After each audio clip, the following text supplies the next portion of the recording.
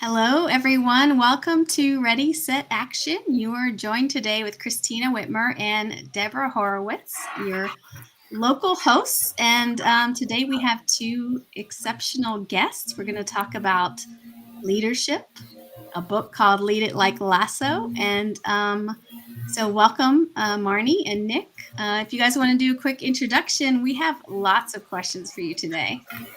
Well, thanks for having me. Yeah. I am Marnie Stockman. So I started out as a high school math teacher. And then before we wrote the book, Lead It Like Lasso, I ended up as the co-founder with Nick and two others at a software company, not for the education space, and landed as a co-author of Lead It Like Lasso with Nick. So more on that story with the questions, I suspect. Awesome. Great. And I'm Nick Coniglio. I'm kind of the opposite of Marnie, where Marnie is kind of that natural leader. She's been, I think, since she was 2 years old. I'm more of an accidental leader. I've grown up. I started out as a computer programmer, and a funny thing happened. I kept getting promoted and promoted and promoted. I've been in executive leadership, mostly with technology companies, for probably the last 25 plus years. Last big effort that we worked on was that company that Marnie mentioned before. And then we started writing books. So here we are. We're happy to be here. Awesome. That is absolutely awesome. I love always to talk about career journeys because being in the talent acquisition space myself, it's always just amazing. Nothing's ever linear, for the most part in anything that we do. So we're really excited to have you guys today. The title of the book, Lead It Like Lasso. Oh, that made me smile immediately when I heard that. Of course, Ted Lasso, near and dear, right, to the heart. But can you guys explain the significance of the title and how it relates to leadership in today's world? Well, first, number one goal was to make people smile when they saw the title so they'd go grab the book. So you already nailed the first one. So it is Lead It Like Lasso, subtitled A Leadership Book for Life, Your Life. Because we believe everyone is a leader and you can lead from anywhere. So the other piece is there are also different ways to lead. So, of course, we named it after Ted with the mustache because, he's that name, you smile, you want to be the best version of yourself, etc. But in the book, we try to make it pretty clear that you don't have to just lead it like Lasso. We could lead like Rebecca or Roy or Keely or Sam, because there are a lot of different leadership styles. And the most important part is that you understand who you are so that you can lead in an authentic way. So that sort of ties it all together.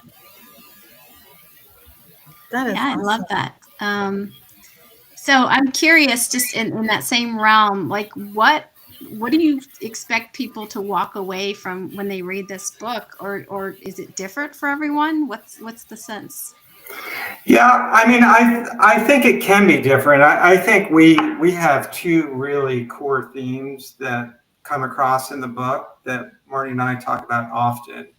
I think the first is that the most important project that you'll ever work on is yourself. It's really hard to lead others if you haven't done the self-reflection and understand and put the effort into leading yourself. And then kind of as a corollary to that, we like to say how you do anything is how you do everything. So, how I approach, trying to get better, at a golf game that I'm extremely passionate about. I really like trying to get better. It's all about problem solving to me. And that's one of my core values. And we have these activities in our book that help you identify what really makes you tick. But those same core values are what really made me the leader that I ultimately became and the person that I became, not just, with recreation, but in business as well. And we focus a lot on really identifying, a lot of times people feel stuck, and the root cause of feeling stuck is that you're really either one, you haven't identified what really makes you tick, and we help you do that with the book. But number two, maybe you've identified it, and the culture that you're working in is in contrast to those core values that you have. So that's one of the big parts and the key takeaways from our book. Very interesting, and I think you're spot on with that. It's hard to be a good leader if you don't understand yourself as a leader, right? To put it out there.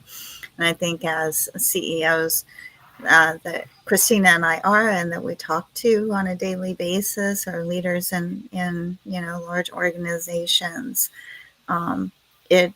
It's something that could be very beneficial for everyone to take that step back and really make sure that they're in line with their own self so that they can lead the team more effectively. Well, and in hiring, just to your point of being in talent acquisition, I was talking to a group of 7th and 10th graders today about what they wanted to be when they grew up, right? And maybe they didn't know an exact title, but I said, I've hired people and I've had to fire some people.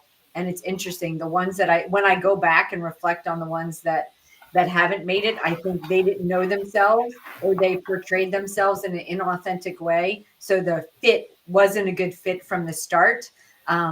And I think we got better. We put some activities in the book, as a matter of fact, to help other folks not make that mistake right out of the gate, because we had to learn from that. Yeah. And it's a learning process on the other side of that desk too, right? Exactly. Absolutely. Where do I fit? Absolutely. How much do you think it's the job of a company to help people know themselves in that way? Do you think it's like, where does that fit? Oh, Nick, what was the stat we saw the other day? It was a large, I believe it was 75% of millennials and Gen Z are expecting leadership development from their employers. And we talked to a lot of educators, and we've heard some things around how curriculum and programs have changed, especially since the pandemic, where students have missed this gap where they would have done some of the self-reflection and learning about themselves. So whether or not we believe that businesses should have to, there's an expectation of it. And I thought that was a really interesting statistic when I heard that. But I do think you have to weigh that expectation versus reality, right? It doesn't happen everywhere. And I think that's, when we think about what inspired us to actually write Lead It Like Lasso, it's kind of take the bull by the horns, right? It's control your own destiny. And we have 20-something-year-old children who are in the process of actually doing it. And sometimes us telling them, that they really need to identify what their core values are, set vision, set SMART goals, think about how they network with people, all the things that we talk about in our book. It is, you have to take that responsibility on yourself sometimes. You can't expect another corporation, and especially smaller organizations where the vast majority of people in this world work, right, to take on that responsibility. So, finding a way to try to communicate that in a message that resonates with people was really important to us, and what we tried to do with this book. And we realized that not everybody has seen Ted Lasso, but for those that have, it was what we often hear is how relatable the stories are from that show, and how they can process that and take the lessons from our book with a little bit of fun and entertainment, which is great feedback to receive.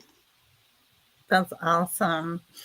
So, as CEOs, we are involved in the sales process. And so, sales is all about relationships. So is there anything in your book that can help drive stronger relationships that we can kind of take away as sales leaders?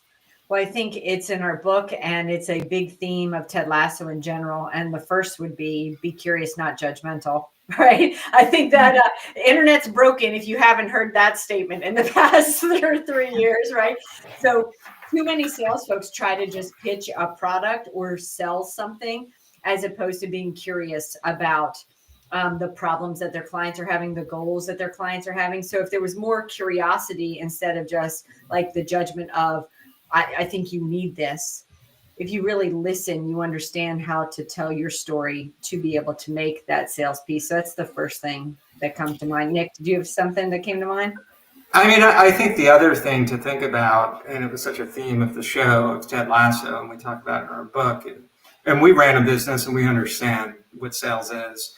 But I think one thing to really consider is to not view your prospects as transactions, but to see them as people. And I think so often that gets lost, at least in my experience within sales organizations. We're so quota driven, KPI driven, that we see individuals as just transactions. And one of the things that we try to do in our book, and it was so evident in the show, like I said, is seeing the human element, seeing the human side of things. And I think we could all learn, for anybody who's worn that sales hat, whether it was an official role or it was an assumed role, to really keep that in mind. Excellent. I guess I'll jump we've been talking about, Deb and I have been talking a lot about sales and marketing and how they sort of work, with each other, how they support each other, and most recently how they can be, sort of working against each other a lot of times. But anyway, anything that comes across in the book for specifically that, for marketers, and I will say is one of the challenges I've seen is breaking through the clutter. It is a big challenge that didn't used to be there quite so bad. But anything that you think applies in this, the book, as far as marketers that would take away? Yeah, I mean, I'll take this one, and I agree with the clutter statement for sure. But one thing that is kind of relatable in our book, we have a saying to us, storytelling is the secret sauce of great marketing, we believe, right? And we have, another saying that facts tell, but stories sell. And that doesn't only apply to marketers. It also applies to individuals as well, who are trying to market themselves, building their own brand. So, what we talk a lot about in the book is, if you want to connect with people as either an individual or, as a marketing organization, tell stories. Tell stories about your customers, your journey, your failures, your wins. It's those small moments that really help establish the connection. And again, from our standpoint, it's building that connection is really, truly that secret sauce from a marketing perspective. Makes sense. That certainly makes sense. So, is there some common leadership mistakes that you guys see when you're, out there talking to leaders that lead to weaker marketing or sales performance, that we can kind of showcase to the audiences? Avoid these things. Well, I think the number one thing that comes to mind on that is not having a clear vision, so that marketing can feel chaotic. And if your sales messaging isn't the same as the marketing they're seeing out in the world, they always say a confused buyer doesn't buy, right? A confused prospect never buys. So if your message isn't clear, then folks don't really understand what problem you're solving for them. So lack of clarity on your vision throughout the company, I think, is one mistake we see that really hits both sales and marketing. I'll add another one, which I think is a big one, which is ignoring feedback. Great leaders listen, right? And if customers aren't responding to something, I don't think the answer is always to push harder. I think the answer is to ask why. And the best leaders that I've worked with, and it always, and I need to take this lesson myself, is that leaders adapt and are resilient. So I think that's that whole notion of, just pushing and not really receiving and listening to the feedback Mhm. is a pretty important one. That's interesting. I'm curious. So I've had the issue. I guess it's an issue. Maybe it sounds ridiculously vain or something, but like I think sometimes people like me and they don't want to give negative or critical feedback. And I think somehow making sure you say that you're receptive or you show that you're open is important. I don't know if that's come up with especially certain younger, I feel like generations, they just like you ghost. You don't tell somebody you have a problem. So It's a challenge. So a couple of things come to mind. First, I believe it's Adam Grant who talks about you should ask for advice instead of feedback. When somebody says that they want advice, they're asking for the future as opposed to feedback, which might be critical, right? That's when they feel like they're being a little more critical to you. So that one comes to mind. And the other one is really, which Ted Lasso was great with, is being vulnerable. There's a story in, I think it's in Who Not How, about Melinda Gates, who is sort of that angry tweet. She had to read harsh feedback from her own employees. And the first one was something to the effect of like, well, you're so smart. I don't think I should offer anything if you're in the room because you already know the answer. And she was kind of like, yeah, that sounds like me. Okay. And then talked about what folks could do to get past that. She's like, I'm going to work on this by doing X, Y, or Z. So to present possible, even if you have to, like, you know what, I feel like my last client wanted me to blah, blah, blah. You know, if you're trying to get feedback from a client that might be awkward or a prospect, to give them the easy out. Like you really wanted to be able to say, like, I've heard this. Do you think that's true? What advice would you have for me? So those are the things that come to mind. You know, I think it's funny when you mention that, Kristina, and I can't say that I'm guilty of people liking me. It was more that I'm an introvert. I was quiet, and I think I received feedback that was weirdly intimidating, and people would not approach me, especially earlier in my career. And I had to go out of my way to overcome that, so people would give me feedback. I'm sure I was mentored. You know, I distinctly remember having that realization that I need to go out of my way. And it was exactly like Marnie said. It was going out of my way. It was establishing relationships with people. It was being vulnerable, talking about how other people, you know, provided feedback on something that I did wrong, even if it wasn't necessarily 100% true. It was giving some sort of example to kind of to break down the barrier of the fact that people just were not coming to me from a feedback perspective. So that helped me tremendously. Oh yeah, I appreciate the perspectives on that. So although I wish I was liked a lot. That would have been really fun. Well, who knows? Now I'm wondering. In this room, you're liked. Okay. Yes. I appreciate that. That's pretty good. I've been in plenty rooms where they would run through fire for that man. So That's awesome. That's awesome. So you actually just gave me one very practical, you know, step that I can take and that people can take to sort of solve that problem of getting feedback. Anything else?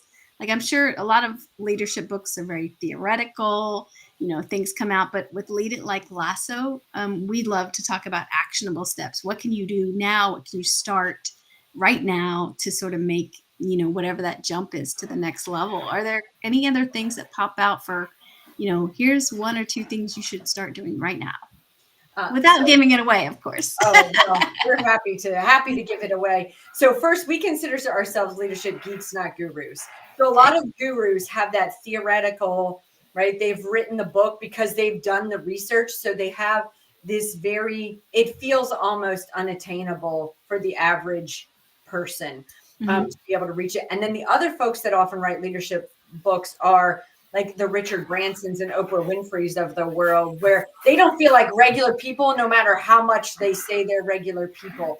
And connecting to Lasso made us just seem like regular people, which we are. So I think that first is what helps make it relatable. As a matter of fact, one of my favorite reviews on Amazon, the woman said, well, I sat down with my tea in a fireplace and I was going to read the book. And halfway through, I realized I did it wrong. And I thought, like, where is this review going?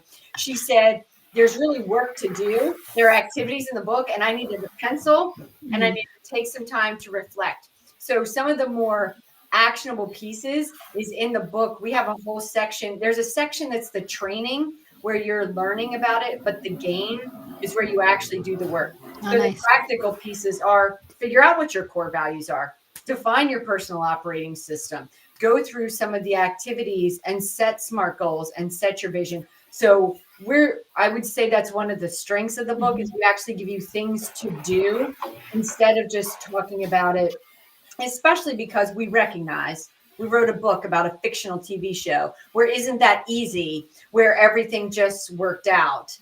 We felt like we had to give real practical examples and then strategies for how you can make it work out in your world. Yeah, that makes sense. So, of course, everybody's talking about AI, right? And how AI is going to take over all of these jobs. But what they're saying, at least in the talent acquisition space, is that one of the skills that's going to be always in demand with AI is leadership. Yep. So, you know, leadership styles, I think, evolve. We learn more about each other and ourselves. And so we try, to your point with Melissa Gates, where, okay, I'm taking this internally, I'm going to do better at this, right? So we're evolving. But with AI emerging, what do you see from a leadership standpoint kind of emerging, or what are the trends?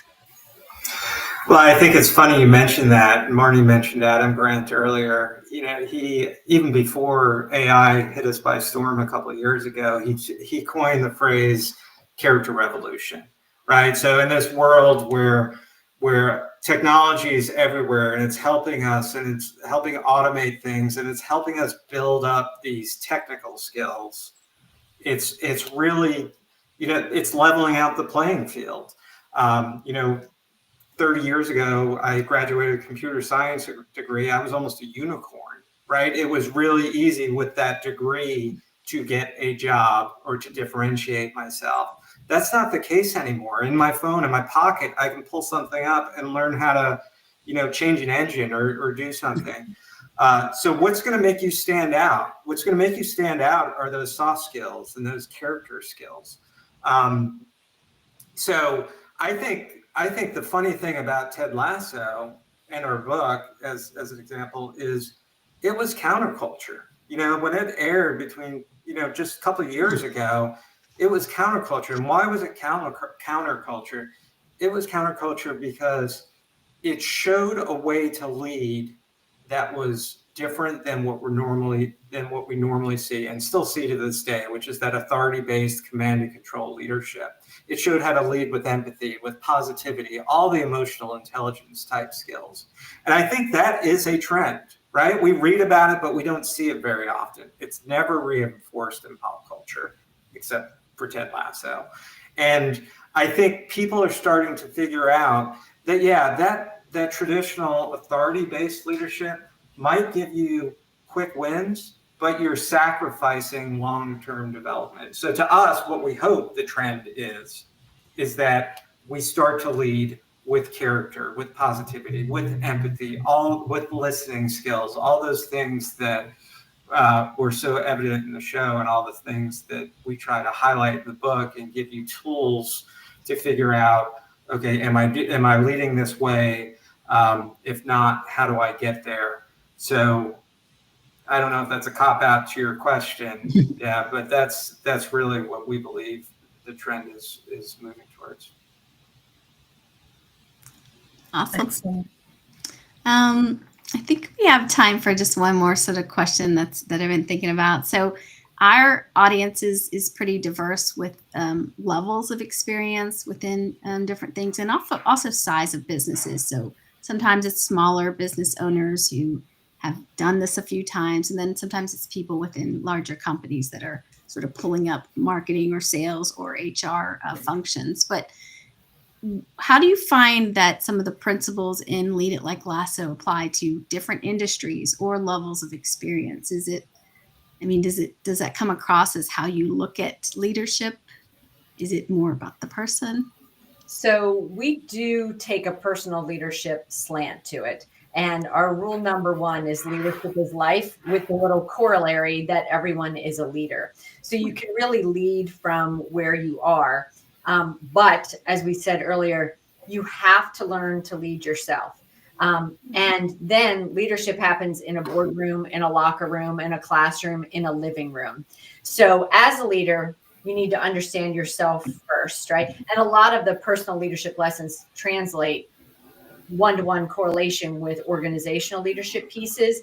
But the other things that folks can do is understand that everybody in their organization is also leading themselves and potentially other teams. So how are they helping with that personal leadership, right? How are they helping folks understand? It's interesting. We talk a lot about core values when we're out speaking to people.